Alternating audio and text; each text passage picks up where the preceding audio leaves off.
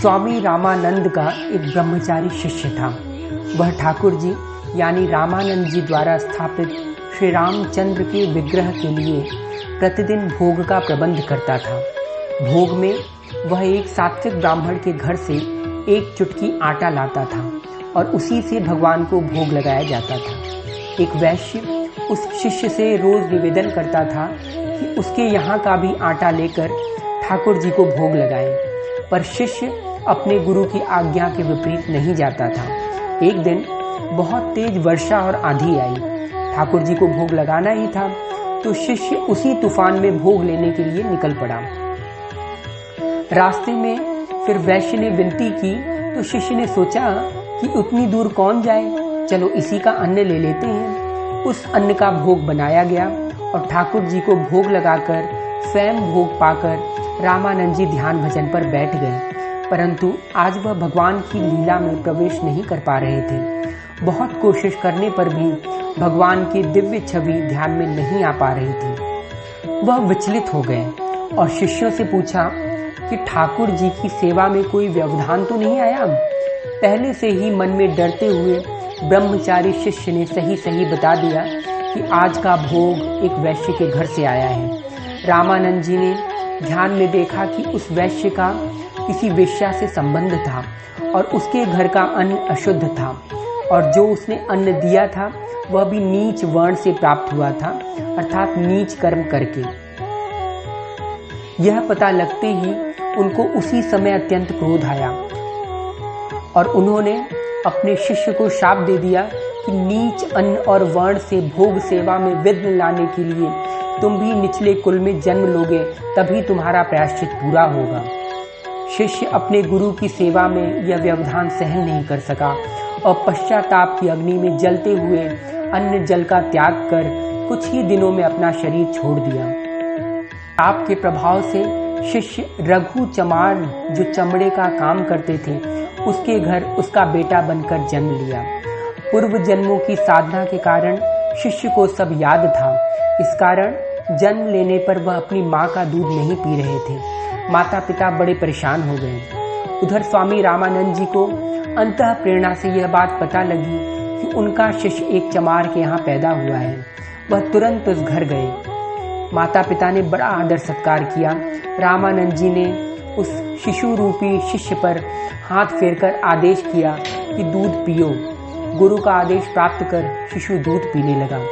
माता पिता ने इस बालक का नाम रविदास रखा, जो कालांतर में संत रविदास के नाम से प्रसिद्ध हुए। बचपन से ही रैदास जी साधु संतों की सेवा करते थे। चमड़े के कार्य से जो भी मिलता था वह सब साधु संतों की सेवा में व्यय कर देते थे। तन से संसार का कार्य, चमड़े का कार्य, लेकिन मन से भगवान का कार्य, आत्मा का कार्य, अपनी सेवा और भक्ति सदा छुपाकर अपना कार्य किया करते थे। पिता ने सोचा कि ये मूर्ख तो मेरा सब लुटा देगा, तो इसलिए मरने पर पिता ने अपनी संपत्ति अपने तीनों बेटों के नाम कर दी और इन्हें कुछ नहीं दिया। यह सुनकर कि पिता ने इन्हें कुछ नहीं दिया, यह और इनकी पत्नी बड़े प्रसन्न हुए कि भगवान ने इन्हें प्रपंचों से बचा लिया। ये एक छोटी सी कुटिया बनाकर रहते थे और अपने ही बगल में एक बड़ी सी कुटिया बनवाकर उसी में ठाकुर जी और आने जाने वाले साधु संतों की सेवा शुश्रूषा किया करते थे। एक बार भगवान ने इनकी परीक्षा लेने के लिए वैश्य का रूप लेकर के आए और इन्हें पारस पत्थर दिया। इन्होंने कहा कि कुटिया के बाहर ऊपर रख दो। वैश्य ने पारस पत्थर से पास में पड़ी हंसिया को सोना बनाकर भी दिखाया, पर उन्होंने फिर भी अनासक्त भाव से उसे कुटिया के बाहर मड़वे पर ही रखने को कहा। 6 महीने बाद जब वह वैश्य दोबारा आया तो पारस को वहीं देखकर, जिस पर धूल जम गई थी, देखकर रैदास जी की भक्ति को प्रणाम कर और पारस को लेकर के चला गया। दोबारा भगवान ने सोचा ये ऐसे नहीं लेगा, तो जिस कुटिया में ठाकुर जी की सेवा करते थे वहां रोज उनको 4 सोने की मोहरें पड़ी मिलती थी, लेकिन रैदास जी उसे चिमटे से उठाकर गंगा नदी में डाल आते थे।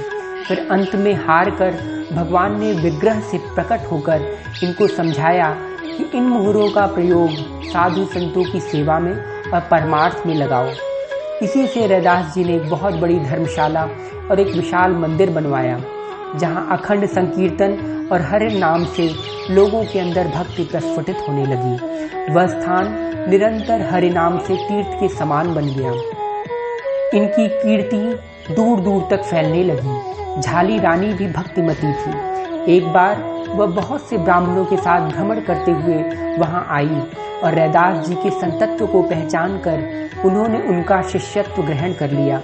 यह बात उनके साथ आए ब्राह्मणों को अखर गई। जब भगवान को अपने भक्तों की कीर्ति दूर दूर तक पहुंचानी होती है ताकि अन्य लोग भी इनका लाभ ले सकें, तो वह अंतः प्रेरणा करते हैं। और प्रेरक रघुवंश शिरोमणि ने अंतः प्रेरणा की और सभी ब्राह्मण राजा के पास पहुंच गए कि एक शूद्र से लोग दीक्षित हो रहे हैं जो अधर्म के ह्रास का कारण बन रहा है, और किसी शूद्र को ठाकुर जी के विग्रह की सेवा का कोई अधिकार नहीं है। अगर जिस राज्य में ऐसा होता है उस राज्य की प्रजा सुखी नहीं रहती, दुख भोगती है। राजा ने झाली रानी और रैदास जी को बुलवाया। ब्राह्मणों ने ठाकुर जी के विग्रह को एक पालने में विराजित किया और शर्त रखी कि ठाकुर जी जिसके पास चले जाएंगे या मुख कर लेंगे उसकी जीत हो जाएगी। एक तरफ ब्राह्मणों का समूह बैठा और दूसरी तरफ संत रैदास जी। ब्राह्मणों ने वैदिक मंत्रोच्चारण प्रारंभ किया और सस्वर पाठ कर भगवान की वैदिक स्तुति और स्तवयन कर भगवान का आह्वान करने लगे, लेकिन ठाकुर जी टस से मस न हुए। रैदास जी को बोला गया तो रैदास जी ने दीन भाव से एक पद गाया, पतित पावन नाम आज प्रकट कीजिए। तब भगवान श्री रैदास जी की गोदी में आ गए। राजा बहुत ही प्रभावित हुआ। उन ब्राह्मणों में से कई ब्राह्मणों ने रैदास जी को पहचान कर उनका शिष्यत्व ग्रहण किया। झाली रानी भी बहुत प्रसन्न हुई और रैदास जी को अपने स्थान पर आमंत्रित कर एक विशाल भंडारा करवाया। ब्राह्मणों को भोज के लिए आमंत्रित किया गया। ब्राह्मणों ने यह जानकर कि रानी झाली रैदास जी से दीक्षित हैं और उनके यहाँ पका पकाया भोजन न कर सीधा लिया।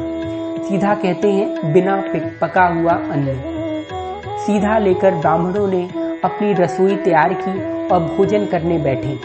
भोजन की पंक्ति में उन्होंने देखा कि प्रत्येक ब्राह्मण के बगल में रैदास जी बैठकर उन्हीं के साथ भोजन कर रहे हैं। ब्राह्मणों में हाहाकार मच गया।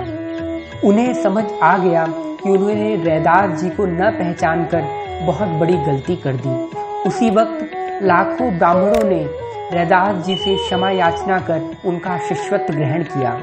महान कृष्ण भक्त मीराबाई जी ने भी इनका शिष्यत्व ग्रहण किया था। बाद में रैदास जी ने कुछ अन्य ब्राह्मणों की आपत्ति के कारण अपने शरीर के चमड़ी को चीरकर उसके नीचे स्वर्ण जनेऊ को भी दिखाया, जो उनके ब्राह्मण होने का प्रमाण था। कर्म से उन्होंने दिखाया कि उनका पूर्व जन्म ब्राह्मण का ही था, भले ही जन्म में उनको यह शरीर मिला हो। उन्होंने यह भी बताया कि भगवान के क्षेत्र में शरीर का कोई महत्व नहीं है। शरीर माध्यम खलु धर्म साधनम, शरीर मात्र धर्म को संचालित करने का साधन है। यह मात्र साधन है जिससे जीव अपने चरम लक्ष्य को प्राप्त कर सके। यह बात मन मस्तिष्क में अंकित कर लीजिए कि महापुरुष, संत या महात्मा का ब्राह्मण, क्षत्रिय, वैश्य या शूद्र से कोई संबंध नहीं है। कोई मतलब कोई नहीं। यह मात्र साधन है। कोई एक स्तर अच्छा है तो कोई एक स्तर नीचा।